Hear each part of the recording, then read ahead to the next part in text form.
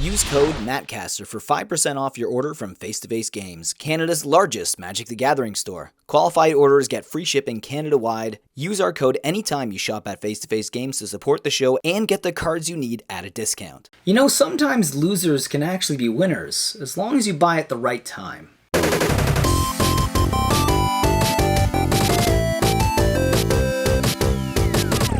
Welcome back to my channel. I am Mattcaster Mage, and I do make Magic the Gathering content every single day here on YouTube. So if you do enjoy my work, please consider subscribing and joining in on all the fun we have here. You know, I've done a lot of lists about common cards, rare cards, uncommon cards, tokens even, that are worth money. What about cards that are not worth that much money? Cards that used to be worth money? We're going to talk about cards that are at its lowest point ever and might actually be a good time to pick up, either to spec on or to add to your commander or other decks like Modern. Anyways, let's take a look at this list.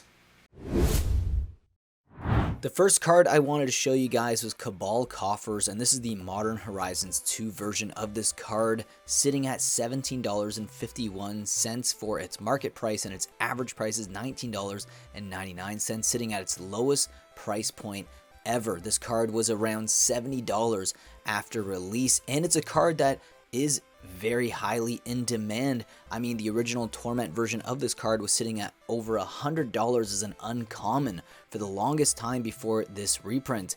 And right now, this card does see some play in the Modern format and Smallpox decks, as well as Mono Black, and also Mono Black in the Legacy format as well. Next is Celestial Colonnade, and this is the Zendikar Rising Expedition version of this card, and a lot of expeditions have been going down lately, including this one, which is incredibly cheap. I can't believe how cheap it is right now, sitting at $4.24 for its market price, and its average price is $6. And look at that ski slope. That's not even a ski slope. That is basically a cliff that this card has really fallen off of. It used to be over $40 at release for Zendikar Rising, and now it's at $4.24. This card used to be heavily in demand for control decks in Modern, and right now it does see some play in Azorius Control in the Modern format, as well as Esper Control and also Miracle Control as well. Next card is a Magic Origins Mythic Liliana Heretical Healer, and this card is at its all-time low right now at $4.97 for its market price, and its average price is $6.51. And this card does have some demand in the Pioneer format, and that's a format that has really been popping off lately, and it does see some play in humans in that format.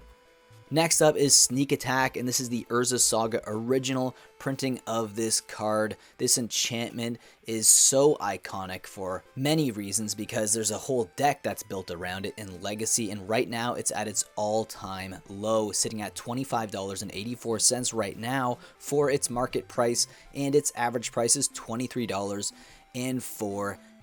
This card used to be over $75, and now it is at $25.84. I can't believe how cheap it is. There is a few other versions of it, but this is the original. If you're gonna spec on a card or just get a card for your collection, I usually like to go for the original printings. This card right now is seeing a lot of Legacy play in Sneak and Show decks, as well as Sneak Red and Sneak Attack.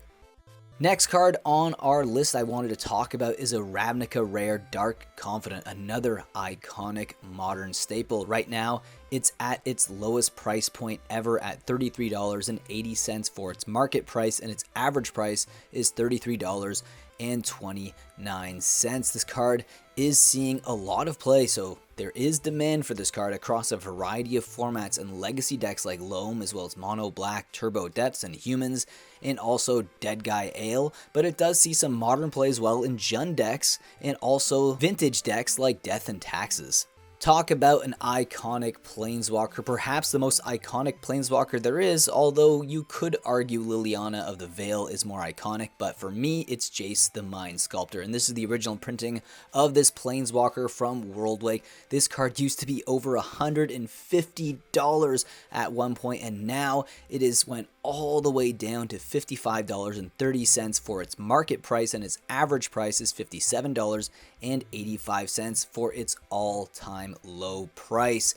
This card is seeing a lot of play right now in the modern format in blue-red control, as well as Azorius control, Izzet Murktide, and also Indomitable Creativity, but it does see some legacy play as well in Esper decks for color control, and also land still, as well as stasis decks.